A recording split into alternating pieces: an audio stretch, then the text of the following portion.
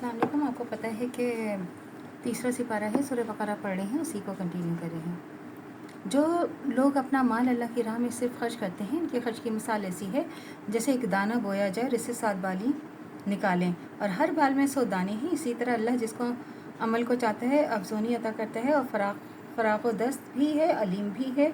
और जो लोग अपने माल अल्लाह की राह में खर्च करते हैं, खर्च करके फिर ऐसा नहीं जताते, ना दुख देते हैं, तो उनका उनके रब के पास उनके लिए किसी रंज और खौफ का मौका नहीं। एक मीठा बोल और किसी नागवार बात पर ज़रा सी चश्मोशी उस खैरात से बेहतर है।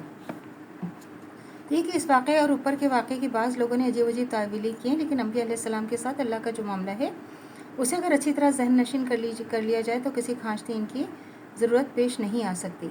लेकिन अंबिया अलैहिस्सलाम को जो खिदमत अल्लाह ने सुपुर्द की थी, इसके लिए ज़रूरी था कि वो अपनी आँखों से हकीकत देख लेते, जिन पर ईमान लाने की दावत उन्हें दुनिया को देनी थी। उनको दुनिया से पूरे ज़ोर के साथ ये कहना था कि तुम लोग तो क़यामत दौड़ाते हो, मगर हम आँखों देखी बात कह रहे हैं। तुम्हारे पास गुमान है, हमारे पास इल्म है, तुम अंधे हो और हम बीना है। इसलिए अंबिया अलैहिस्सलाम के सामने फ़रिश्ते अयानन आए हैं। इनको आसमान और ज़मीन के निज़ाम हुकूमत मुल्कों में मुशाहिदा कराया गया। इनको जन्नत दोज़ख को आँखों से दिखाई गई है और बास बादल मौत इनके सामने मुज़ाहरा करके दिखाया गया है। ईमान बिल ग़ैब की मदद से ये हज़रात मनसब नबूवत पर मामूल होने से पहले गुजर चुके होते हैं। और माल का खर्च ख्वाह अपनी ज़रूरियात की तकमील में हो, या अपने बाल बच्चों का पेट पालने में, या अपने अज़ाव अक़रबा की खबरगिरी, या मोहताजों के आनत, या रफ़ाए आम के कामों में, या अशात दीन और जिहाद के मक़ासिद में। बहरहाल अगर वो क़ानूनी इलाही के मक़ासिद हों, क़ानूनी इलाही के मुताबिक हों और ख़ालिस खुदा की रज़ा के लिए हो, तो इसका शुमार अल्लाह की राह में होगा।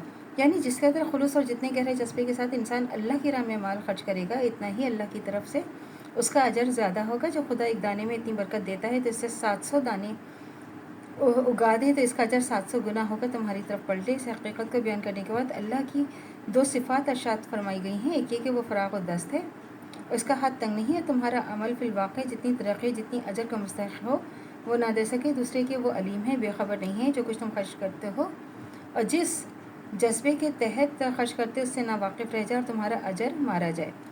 यानी ना तो उनके लिए इस बात का कोई ख़तरा है कि इसका अजर ज़ाया हो जाएगा, ना कोई कभी ये नौबत आएगी कि वो अपने इस खर्च पर पेशमा हों।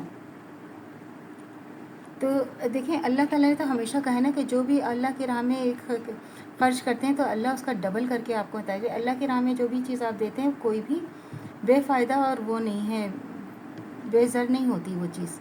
अल्लाह ताला और आपकी कोई चीज़ नहीं रखते, अल्लाह ताला उसको दुगना करके आपकी तरफ लौटाते हैं। तो अल्लाह की राह में खर्च करें। ये नहीं सोचें कि आज है हमारे पास, कल नहीं होगा, इसके अलावा क्या होगा। हमेशा अल्लाह की राह में खर्च करें और अल्लाह को आपको बेशुमार अता करने वाले हैं। और अल्लाह पे भरोसा रखें और हमेशा अल्लाह पे भरोसा रखें। तो अल्लाह से दुआ करनी चाहिए जो हमारे ईमान है मज़ीद तो क़ाइम दायम रहे, ख़ात्मा बिल खैर ईमान पर हो। इजाज़त दीजिए। अल्लाह हाफ़िज़। मेरे चैनल को लाइक कीजिए, शेयर कीजिए, सब्सक्राइब कीजिए। शुक्रिया।